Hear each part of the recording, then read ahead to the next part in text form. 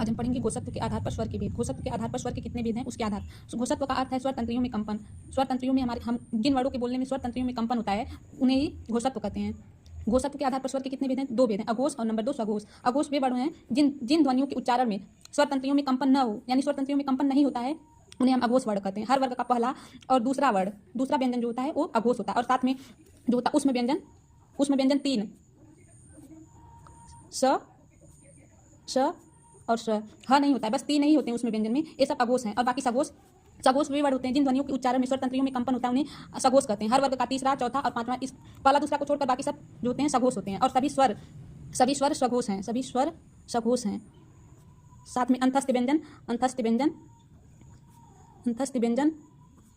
य, र, ल और व, और बाकी उसमें व्यंजन में ह छूटा था, ये भी सघोष में आएंगे। तो सभी अंतस्थ व्यंजन किस में आएंगे, सघोष में आएंगे। सघोष को ही हम घोष भी कहते हैं।